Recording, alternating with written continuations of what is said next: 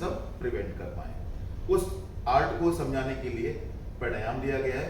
ये भी हमारी बहुत सारे डिसीजेस के अंदर उनको क्योर करने के काम आता है और हमको हेल्दी रखने के काम आता है। नेक्स्ट वन इज प्रत्याहार, कंट्रोल ऑफ सेंस, इंद्रियों पर नियंत्रण।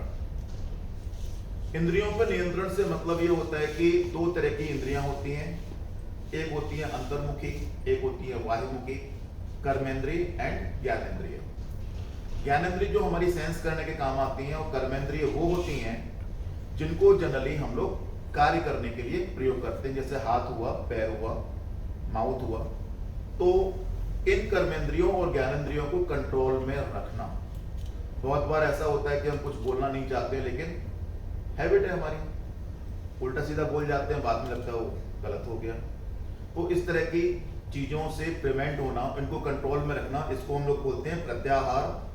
नेक्स्ट वन इज ध्यान। जब हम इन 5 स्टेप्स को कंप्लीट कर लेते हैं, यम, नियम, आसन, प्राणायाम और प्रत्याहार, उसके बाद हम इस लायक हो पाते हैं कि हम अब किसी चीज पर फोकस करें, किसी चीज को हम धारण करें। और किसी चीज को धारण करना, कोई भी आपका गोल हो, सस्टेन करना हो उसको, यहां पर जनरली हम लोग ईश्वर की बात करते हैं, ब्रह्म की बात करते हैं, लेकिन मैं अपनी इन जनरल लाइफ के अंदर आपके टारगेट की बात करता हूं। इन केस ऑफ स्टूडेंट, अगर कोई भी स्टूडेंट है तो वो भी जब इन प्रोसेस से निकल कर आता है, तो प्रोसेस से निकलने के बाद सिंपल सा फंडा है कि वो अपने टारगेट को फोकस कर सकता है। After making a focus there is concentration और ध्यान, ऑल्सो नोन एज मेडिटेशन। जब हम किसी चीज को ध्यान में बैठते हैं तो जनरली क्या होता है कि ध्यान में बैठने से हर जगह हमारे चारों तरफ एक आभा मंडल प्रस्तुत होता है, जैसे कि आपको यहां पर चित्र में दिखाया जा रहा है। कभी कभी आपने टेलीपैथी के नाम सुना होगा, कभी कभी आपने देखा होगा कि आप अपने बच्चे को बहुत प्यार करते हो और वो अपनी नानी के घर गया हुआ है, इधर आपको भी हिचकी आई, उधर उसको भी हिचकी आती है, और जनरली घर में कहावत होती है कि हाँ भाई कोई हमें याद कर रहा है। फिर हम लोग नाम लेते हैं, और जब हम नाम लेते हैं तो एक एक करके हिचकी बंद हो जाती है।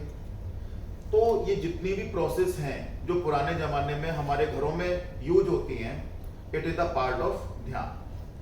जब हम इतने कंसंट्रेट हो जाते हैं तो हमारे अंदर से जो आभा निकलती है, जो रेजेज निकलती हैं, वो काफी इंपैक्टफुल होती हैं और वो दूसरे को अपनी तरफ अट्रैक्ट करने के लिए प्रेरित करती हैं। और इन सब के बाद जो आखिरी हमारा स्टेप है उसको हम बोलते हैं समाधि। समाधि क्या है? समाधि का मतलब होता है स्थिर होना।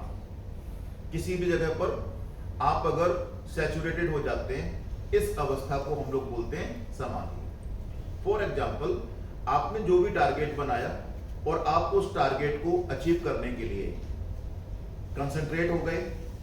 टारगेट बनाना, धारणा, कंसंट्रेट होना कि नहीं मुझे टारगेट को अचीव करना ही करना है, सुबह उठने से लेकर रात के सोने तक मेरे दिमाग में केवल मेरा टारगेट रहे। दिस इज कॉल्ड ध्यान in modern life style, not in ancient life style.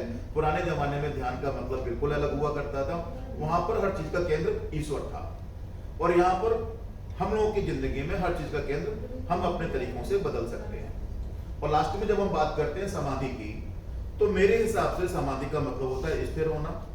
जब आप बिल्कुल कांस्टेंट हो जाते हैं, किसी भी बच्चे ने कसम खाई कि आज मुझे आईएएस बनना है, आईपीएस बनना है, और वो फिक्स हो गया कि नहीं मुझे बनना ही है, तो जनरली हम लोग भी कहते हैं बेटा कि अगर आप कंसंट्रेट हो जाते हैं तो आप उस चीज को अचीव कर लेंगे। बिल्कुल इस चीज को अपने स्टूडेंट्स के लिए मैंने थोड़ा सा मॉडिफाई किया है। हो सकता है कि ये कंप्लीट हो, कंप्लीट ना भी हो। जितना मेरा ज्ञान था उसको मैंने आपको देने की कोशिश की है। आप लोगों का बहुत बहुत धन्यवाद। Thank you.